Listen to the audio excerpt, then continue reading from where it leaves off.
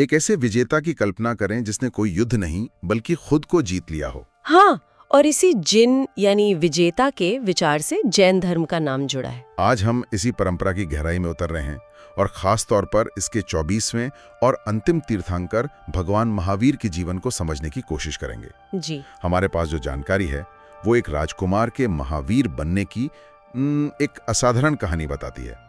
चलिए इस सफर को शुरू करते हैं। और इस सफर की शुरुआत में ही एक बात समझना बहुत जरूरी है। क्या? अक्सर लोग महावीर स्वामी को जैन धर्म का संस्थापक मान लेते हैं, लेकिन वो संस्थापक नहीं थे, वो एक प्रवर्तक थे। अच्छा। उन्होंने एक ऐसी धारा को आगे बढ़ाया जो उनसे सदियों पहले से बह रही थी। जैन परंपरा मानती है कि ये विचार शाश्वत है और समय समय पर तीर्थंकर आकर इसका मार्ग दिखाते हैं। तीर्थंकर, ये शब्द हम बार बार सुनते हैं। इसका असल में मतलब क्या है और ये परंपरा शुरू कहाँ से हुई? देखिए, तीर्थंकर का शाब्दिक अर्थ है तीर्थ की रचना करने वाला। मतलब वो महापुरुष जो हमें इस भव सागर से, इस दुनिया के दुखों के सागर से पार जाने का रास्ता दिखाते हैं। एक पुल की तरह। बिल्कुल, एक पुल की तरह। जैन परंपरा में ऐसे 24 तीर्थंकरों का जिक्र है और इस कड़ी के सबसे पहले तीर्थंकर थे ऋषभदेव, जिन्हें आदिनाथ भी कहा जाता है। तो महावीर स्वामी इस कड़ी के 24वें और अंतिम तीर्थंकर थे, लेकिन उनसे ठीक पहले 23वें तीर्थंकर कौन थे? क्योंकि अक्सर उनका जिक्र महावीर के साथ आता है। हाँ, 23वें तीर्थंकर पार्श्वनाथ का ऐतिहासिक महत्व बहुत ज्यादा है। वो काशी के राजा अश्वसेन के बेटे थे और महावीर से लगभग 250 साल पहले हुए थे। 250 साल पहले? जी। उन्होंने 30 साल की उम्र में राजपाट छोड़ दिया था और सत्य की खोज में निकल गए थे। मजे की बात यह है कि पार्श्वनाथ ने 4 मुख्य सिद्धांत दिए थे। 4 सिद्धांत? हाँ, जिन्हें चातुर्याम धर्म कहा गया। और वो क्या थे? पहला, सत्य यानी झूठ न बोलना। दूसरा, अहिंसा, हिंसा न करना। तीसरा, अस्तेय, चोरी न करना। और चौथा, अपरिग्रह, जरूरत से ज्यादा संपत्ति इकट्ठा न करना। ये तो वो आधारशिला थी जिसपे महावीर ने अपनी शिक्षाओं की पूरी इमारत खड़ी की। बिल्कुल सही। यहाँ एक सवाल मेरे मन में आ रहा है, इन 4 सिद्धांतों में ब्रह्मचर्य शामिल नहीं है, जो आज जैन धर्म का एक मुख्य स्तंभ माना जाता है? बहुत अच्छा सवाल है। ज्यादातर विद्वान यही मानते हैं कि ब्रह्मचर्य का भाव अपरिग्रह में ही कहीं न कहीं छुपा हुआ था। अच्छा। लेकिन महावीर ने महसूस किया कि समय के साथ इंद्रियों पर संयम की बात को अलग से और मजबूती से कहने की जरूरत है। उन्होंने इसे 5वें महाव्रत के तौर पर जोड़ा। जी। पर उस पर हम आगे आएंगे। ठीक है, तो अब आते हैं कहानी के मुख्य किरदार पर, महावीर स्वामी, जिनका बचपन का नाम था वर्धमान। जी, वर्धमान। एक राजकुमार जिनका जन्म लगभग 599 ईसा पूर्व वैशाली के पास कुंडग्राम में हुआ था। उनका पालन पोषण तो यकीनन बहुत ही शाही माहौल में हुआ होगा। बिल्कुल। उनके पिता सिद्धार्थ ज्ञात्रिक कुल के सरदार थे और उनकी माँ त्रिशला लिच्छवी राजा चेटक की बहन थीं। उस समय वैशाली एक बहुत शक्तिशाली गणराज्य था। मतलब वे सत्ता और समृद्धि के केंद्र में पले बढ़े। हाँ, हर तरह का ऐशो आराम उनके पास था। उनका विवाह भी यशोदा नाम की राजकुमारी से हुआ और उनकी एक बेटे भी हुई, प्रियदर्शना। एक तरह से देखें तो उनके पास वो सब कुछ था जिसे पाने के लिए एक आम इंसान पूरी जिंदगी लगा देता है। लेकिन फिर कहानी में एक बहुत बड़ा मोड़ आता है। सबसे बड़ा मोड़।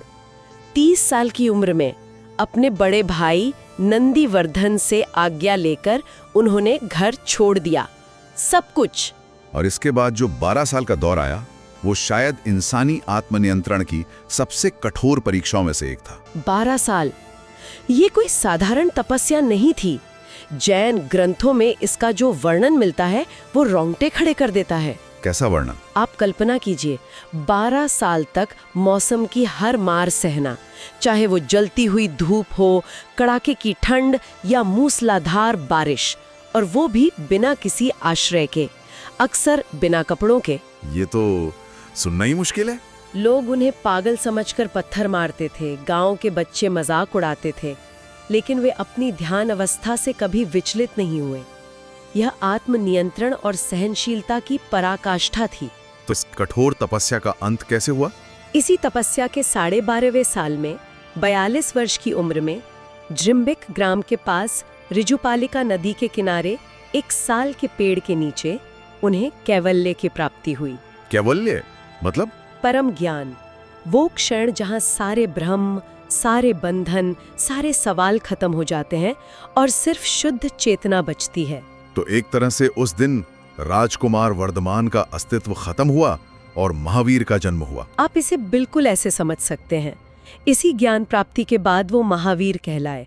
उन्हें जिन, अरहत, निर्ग्रंथ जैसे नामों से जाना गया। जिन मतलब? जिसने अपनी इंद्रियों को जीत लिया हो। सही। अरहत यानी जो पूजनीय हो, और निर्ग्रंथ मतलब जो सभी बंधनों से मुक्त हो। उन्होंने वो पा लिया था जिसकी खोज में वो निकले थे। तो इस नए महावीर ने दुनिया को ऐसा क्या दिया जो पार्श्वनाथ की शिक्षाओं में पहले से मौजूद नहीं था? जैसा हमने पहले बात की, उन्होंने पार्श्वनाथ के 4 सिद्धांतों में 5वां महाव्रत जोड़ा, ब्रह्मचर्य, इंद्रियों पर संयम। जी। उनका कहना था कि मन की शांति और आत्मा की शुद्धि के लिए इंद्रियों पर पूरी तरह काबू पाना जरूरी है। इन 5 को मिलाकर 5 महाव्रत बने। और इन व्रतों के अलावा उनकी शिक्षा का मूल सार क्या था, जिसे कोई आम इंसान भी समझ सके? उनकी पूरी शिक्षा का निचोड़ 3 चीजों में है, जिन्हें जैन धर्म के त्रिरत्न कहा जाता है। त्रिरत्न? हाँ। सम्यक दर्शन यानी सत्य में अटूट विश्वास, सम्यक ज्ञान मतलब सत्य का सही ज्ञान, और सम्यक आचरण, उस ज्ञान को अपने व्यवहार में उतारना। मतलब सिर्फ जानना काफी नहीं है, मानना भी होगा, और मानना भी काफी नहीं है, उसे जीना भी होगा। बिल्कुल, यही उनका सीधा संदेश था। उस समय के समाज के लिए उनके विचार कितने क्रांतिकारी रहे होंगे। उन्होंने वेदों की सत्ता को मानने से इनकार कर दिया और जाति प्रथा का जोरदार विरोध किया। ये सिर्फ एक धार्मिक बयान नहीं था, ये उस समय के पूरे सामाजिक ढांचे पर एक सीधा हमला था। कैसे? उस दौर में ये माना जाता था कि आपका जन्म ही आपकी नियति तय करता है, लेकिन महावीर ने कहा कि आपका अगला जन्म आपके कर्म से तय होता है, आपकी जाति से नहीं। ये एक तरह से मोक्ष का लोकतंत्रीकरण था। ये तो उस दौर के लिए एक भूचाल लाने वाली सोच थी। निश्चित रूप से। और इस सोच को उन्होंने आम लोगों तक पहुंचाया कैसे, क्योंकि उस समय तो ज्ञान की भाषा संस्कृत मानी जाती थी। यही उनकी एक और बड़ी क्रांति थी। उन्होंने विद्वानों की भाषा संस्कृत को छोड़कर आम लोगों की भाषा प्राकृत और अर्धमागधी में उपदेश दिए, ताकि उनकी बात सीधे लोगों के दिलों तक पहुंचे। किसी पंडित या पुरोहित के जरिए नहीं। और इसका असर भी हुआ। उनके पहले अनुयायी कोई और नहीं बल्कि उनके अपने दामाद जामाली ही बने। उन्होंने समाज के हर वर्ग को जोड़ने की कोशिश की, यहाँ तक कि महिलाओं को भी। हाँ, उन्होंने एक संघ की स्थापना की जिसमें पुरुषों और महिलाओं को बराबर का दर्जा दिया गया। चंपा के राजा दधिवाहन की बेटी चंदना उनकी पहली महिला भिक्षुणी बनी। यह दिखाता है कि उनकी नजर में आध्यात्मिक योग्यता किसी लिंग या जाति पर निर्भर नहीं करती थी। बिल्कुल नहीं। अहिंसा पर उनके जोर के बारे में भी बहुत कुछ कहा जाता है।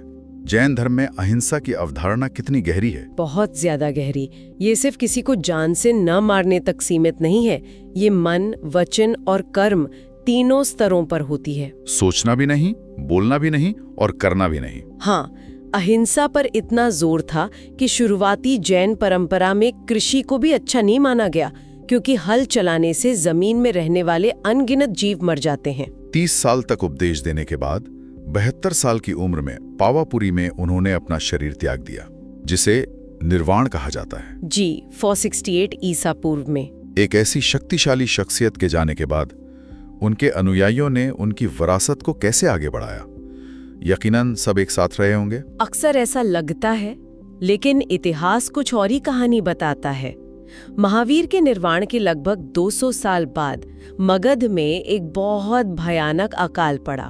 अकाल? हाँ, करीब 12 वर्षों तक चला और इसी अकाल ने जैन संघ के अंदर एक ऐसी दरार डाली जो आज तक भरी नहीं जा सकी। अकाल की वजह से विभाजन, ये कैसे हुआ? हुआ ये कि जैन साधुओं का एक समूह भद्रबाहु के नेतृत्व में अकाल से बचने के लिए दक्षिण की ओर आज के कर्नाटक में चला गया। और दूसरा समूह?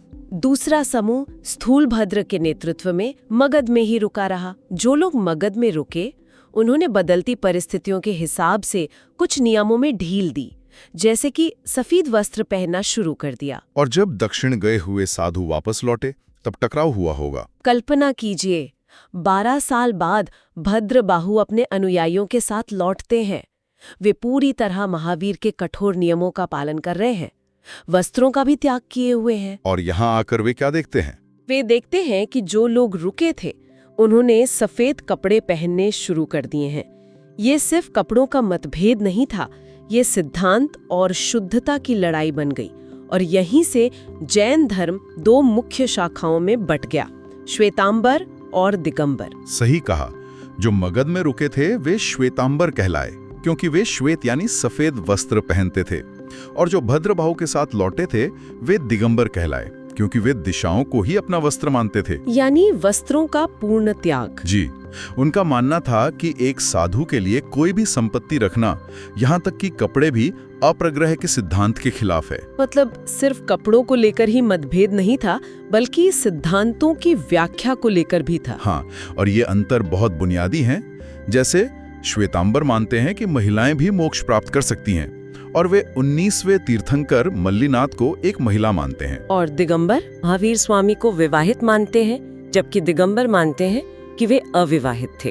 ये वाकई हैरान करने वाला है कि एक ही गुरु के बाद इतनी बुनियादी बातों पर मतभेद हो गया। तो फिर इन सारी शिक्षाओं को संकलित कैसे किया गया? इसी बिखराव के बीच शिक्षाओं को बचाने की जरूरत महसूस हुई।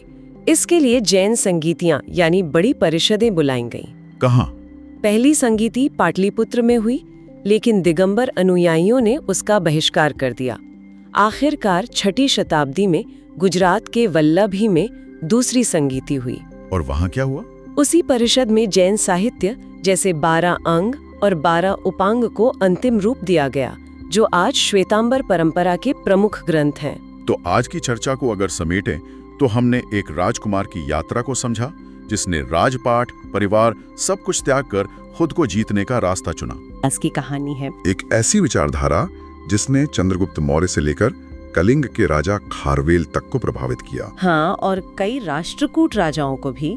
जैन धर्म के सिद्धांतों की कठोरता ने शायद इसे बहुत व्यापक रूप से फैलने से रोका हो, लेकिन इसके मूल विचार आज भी उतने ही प्रासंगिक हैं। और यहीं पर हम आज की इस चर्चा को एक सवाल के साथ छोड़ते हैं। जी। आज की इस भागदौड़ और उपभोक्तावादी दुनिया में, जहां हर कोई ज्यादा से ज्यादा इकट्ठा करने में लगा है, जैन धर्म के अपरिग्रह यानी जरूरत से ज्यादा इकट्ठा ना करने और अहिंसा जैसे सिद्धांतों को छोटे से छोटे रूप में भी कैसे अपनाया जा सकता है? क्या आधुनिक जीवन शैली में इन प्राचीन विचारों के लिए कोई जगह है?